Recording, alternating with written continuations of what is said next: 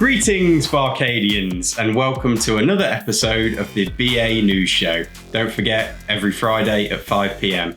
And before we get into things, please go now, straight away, drop us a like. Really helps to grow and support the channel. So yeah, if you like what we do on the channel, 1 iota, a like would be much appreciated. We've got four items for you today. It's been a fairly interesting news week. Nothing major, but some nice little bits to talk through, so we're excited for that. But before we get into the detail of everything, Rich, what have you been playing this week?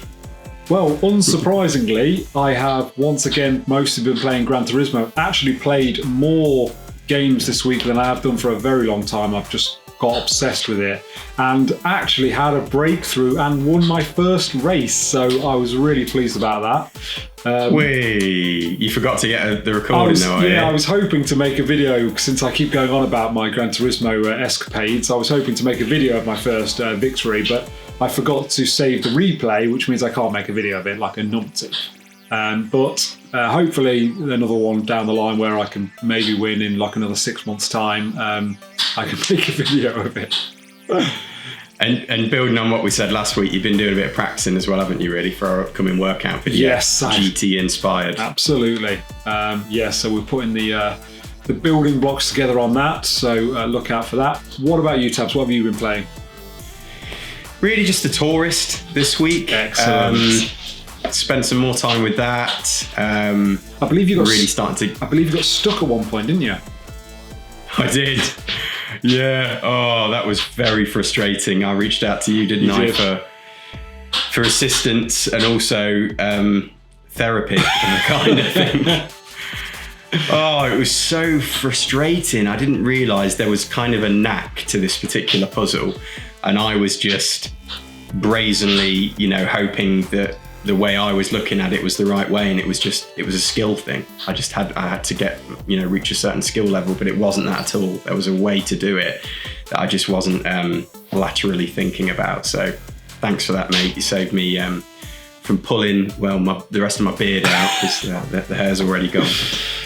But yeah, I'm really enjoying that game. Great little game. It just feels like a very gentle ride through a colourful, beautifully rendered world with mini games, hidden all over the place. So yeah, I would really recommend it to anybody out there. Absolutely. So that wraps up that good week for gaming. Now on to our first item, which comes from a 4chan leak. Good old 4chan.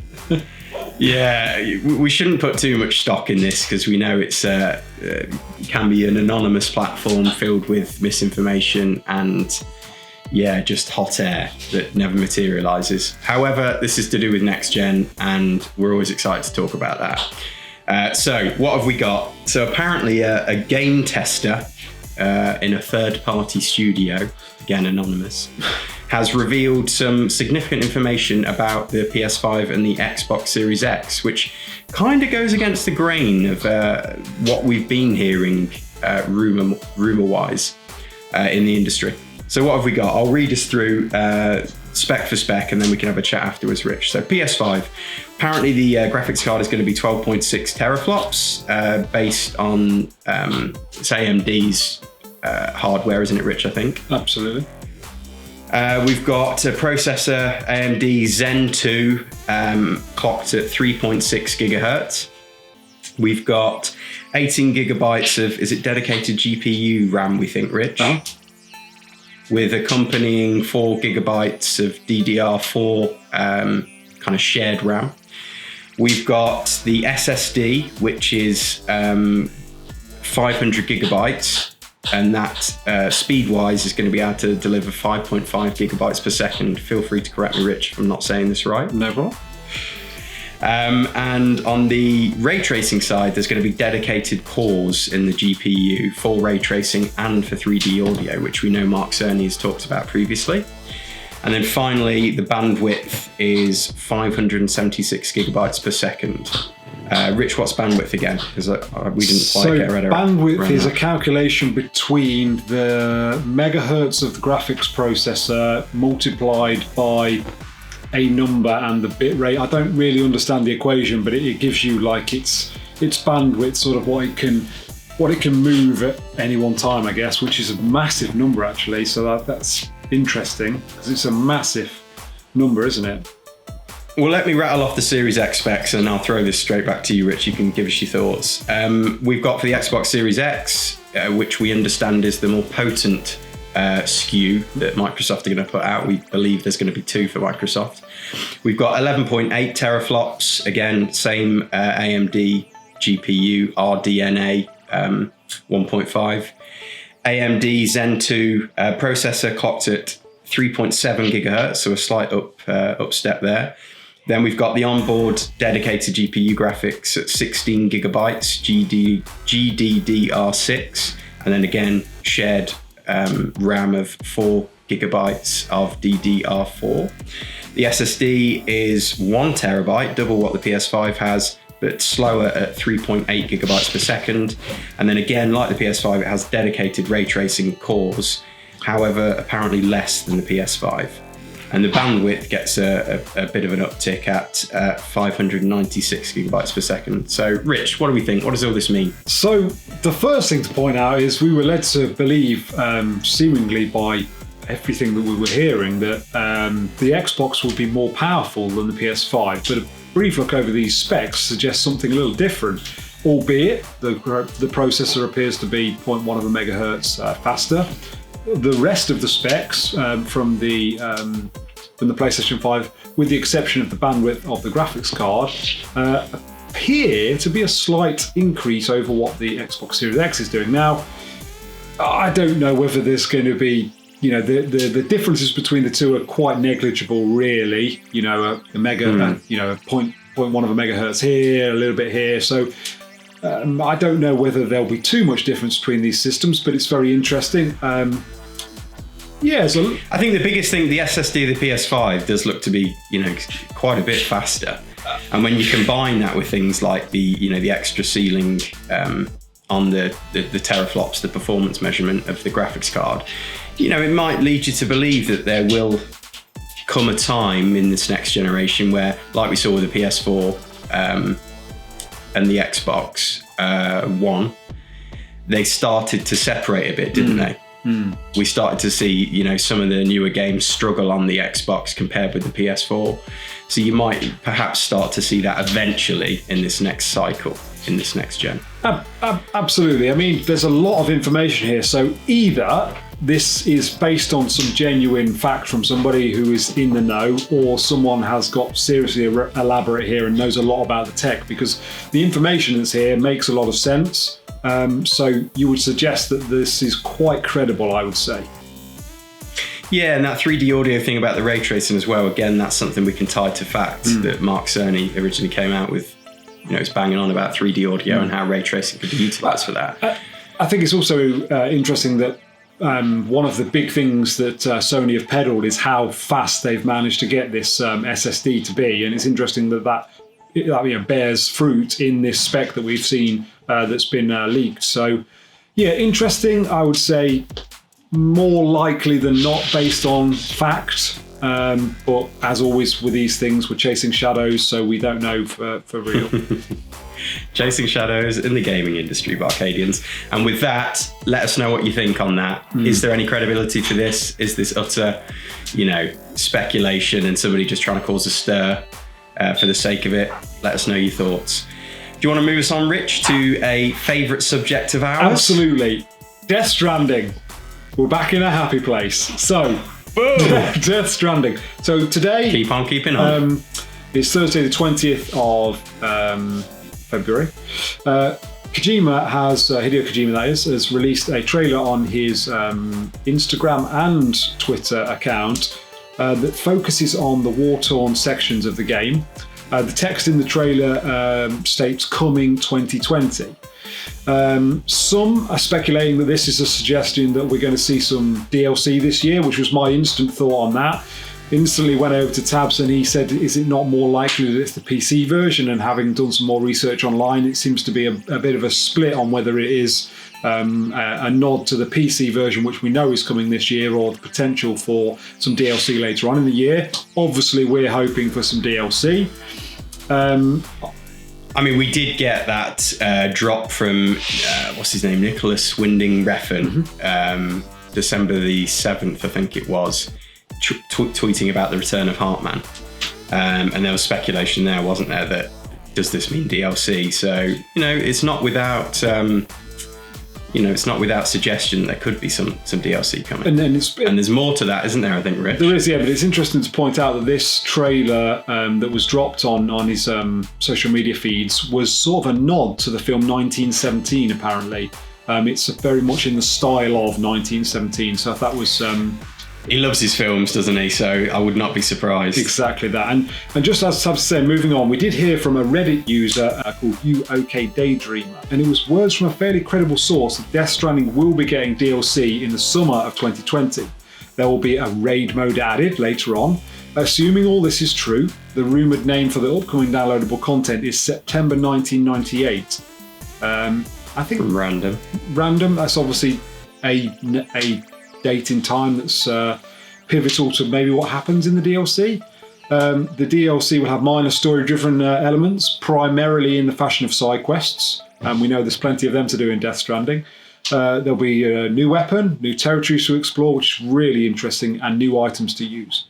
And there's no word on whether this will be purchased as a second game or a bundle, but you're likely it's going to be sort of, you're going to be $6.99, $12.99 probably, if it is a proper DLC.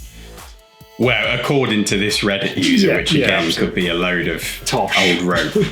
Yeah. I mean, it's interesting when it says about a raid mode. I mean, what does a raid mode look like in Death Stranding? Because if you term it, to the usual multiplayer online games like Destiny, well, it's usually like this kind of big mission where people in groups can play online together. And it needs multiple people to play it, doesn't it? So it's either like an insanely overpowered boss that you couldn't take on your own, or, it's such a long mission that it has to have multiple people. But as you say... It has to involve the asynchronous mechanics, doesn't it? Something that you do together. Yeah, I like the idea of maybe, them having traversal sections that, as you say, perhaps lead to, these mammoth-sized PTs that, again, you have to do something cool asynchronously to overcome. Again, though, traditionally in raids, you would have direct contact with other players, usually via a headset. So obviously that's something we've not seen in Death Stranding up to now. Will they introduce that, or will it be in a different form? It's exciting. Absolutely. I hope it's true, and it's not simply an advert for the PC version. It's really interesting. But time will tell. I think it was yesterday, I was actually thinking I sort of miss playing Death Stranding. Like, I played it through and I finished it, and then I sort of like, I've not gone back to that. I should go back to that and play some more of it. So it's definitely some more meat on the bone for me there. So if some DLC comes, then I'm really happy with that. Third item on the agenda, though, moving on, we just wanted to talk a little bit about representation in gaming. And we pulled this from another article. I forget who the actual publication is now. But it was just really interesting to hear how the changing landscape in gaming. So this actually doesn't focus on the audience of gaming necessarily. This is the creators, essentially. So yeah, the University of Sheffield have done a census of more than 3,200 games developers in the UK, and found that 2/3 of the UK's games development workforce is 35 or under, 28% are women and 2% non-binary, 10% come from BAME backgrounds, 28% come from somewhere other than the UK, and 21% identify as LGBTQ+. So yeah, very interesting. I understand that there are still, the games industry and games developers is still male predominantly, but bearing in mind that in 2009, 11.5% of games developers were female, we're definitely making some progress. So what do you think to that, Rich? It's obviously a good thing to see more diversity and representation in our, the creators of video games, but what does that mean?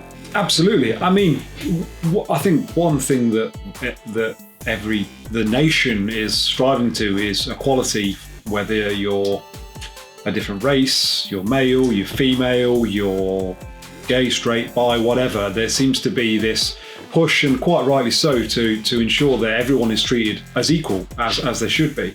And I think this is maybe that move to that has meant that more people feel able to go into these careers, such as games developers. So it's possible that change on a sort of social level has created this more diversity in gaming potentially, and hopefully that will lead to more diversity in the type of games that are made. I was going to say, because we all have our own unique thoughts, feelings, perspectives, and experience. And, the more diversity you have, well, surely the more creativity there is to make new, different, exciting games of all sorts of different perspectives. So it's only a good thing for bringing different experiences to, as we know, a growing audience of gamers out there. It's practically taking over the world, I think, isn't it, really? Yeah, it feels like it at times. So yeah, I think this is an exciting statistic, and hopefully this is moving in the right direction moving forwards. So cool.